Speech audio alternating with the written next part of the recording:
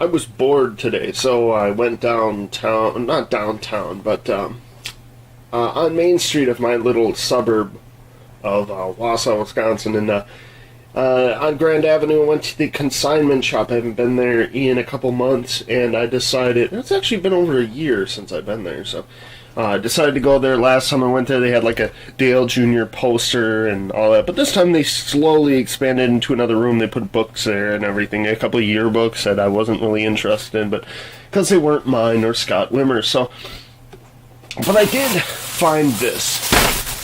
Look at that. There's a bag full of cars here. Well, 4 cars, but we'll get to that in a minute. They had a box of Jeff Gordon cars, little 164s. I think a 124 little model. It's a cheap plastic piece of shit. A bunch of 164s, like I said, that I had. It was all in packaging. They had a Rusty Wallace 124, but it's mostly Jeff Gordon stuff in there. And then off to the side, on the other side of the store, they had a couple pegs full of 164s, most of which I had, and then the junior one that I wanted was $5, and I'm like, that's not really worth $5. Jesus, look at my finger. I don't know how that happened. But yes,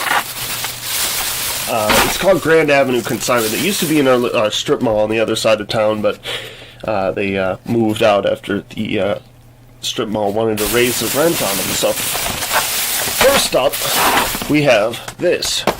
It is Jeff Gordon's Sprint car, part of the Lifetime series. And we'll get closer here for you. It cost me $2.50.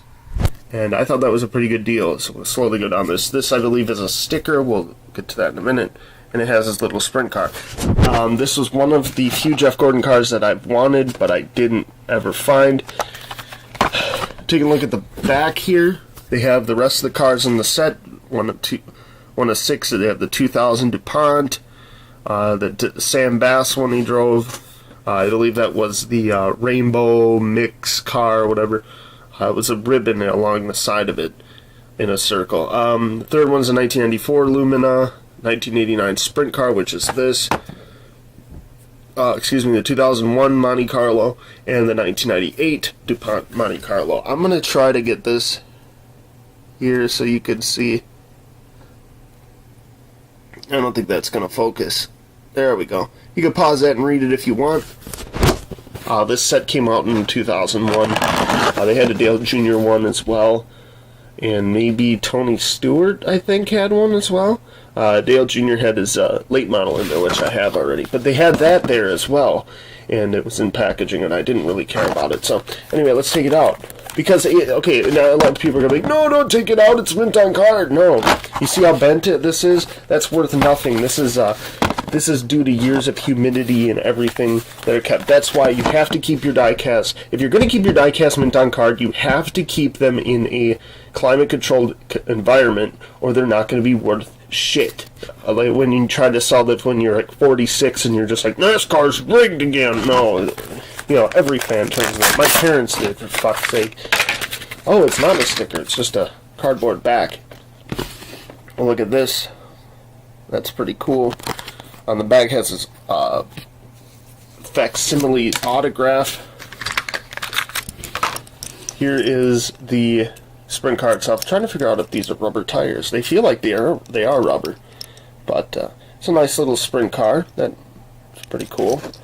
Look good in the Jeff Gordon fan. Oh my god, the 3 wheels on. Oh jeez, that's uneven. Boy, that sucks. What? I can't believe the axles have warped over years. Jesus, look at this. As I'm pushing it, it's going like this. Wow, that's kind of disappointing. They don't have a stand to put this in. I don't know whether they expect you to put it in a Racing Champions one or whatever. But speaking of Racing Champions, that's what's next. Here's Scott Wimmer's 2003 Stacker 2 Chevy. I didn't have this one. I believe one of the first NASCAR and Goodwill episodes I pointed out how they had this in one of the bags of 164s, but it was all beat up and crap. So this was $3, and it's beat up. Look at this. Once again, keep your packages in a climate-controlled environment. If you're going to keep them mint on card, keep them mint on card. I'm not going to take this out, even though I probably should. But it's a nice car. Like I said, Kenny Wallace drove the exact same car in 2004, so it doesn't really matter. I'm going to put this with my other ones. I'm trying to think if I did. No, I had this, the Fast and Furious one. So there's one. There's just another one. Once again, keep it in a climate-controlled environment. You won't have a problem with this. Another way to fix this is put a book on top of it, and it'll flatten up. By itself. This is pretty special because it has an autograph on it, and I didn't even notice it until I pulled it out. I was going to buy both of them anyway. By the way, that's what this other one is right here. The last one is the same thing, and this one's going to get taken out of the packaging because look at that. That's not savable. But yeah, they were both $3. One of them's autographed, one of them isn't. I have one that's pristine, and I'm going to bend this one back into shape. Like put a book on top of this this part here. Anyway, Scott Wimmer Siemens car is a pretty nice one. I don't think he's won a race in the Siemens car. It was all unsponsored when he won. Maybe he won once. I think he might have won Phoenix. No, Phoenix is the Bill Davis trucking one. But yeah. Experience racing in a way, made possible, excluded, blah, blah, blah, all that generic stuff.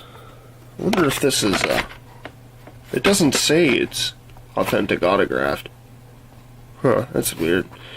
Usually it will say if it came to autograph because you have actual driver's signature right here and there's an autograph, but I don't see any markings that would say it. So he might have gotten this. The last owner must have got this signed at the races or something. But that's still really cool. I do have a bunch of Scott Wimmer autographs, so it's basically just another one to add to the collection. But yeah, that's on my consignment shop ads. Pretty nice overall.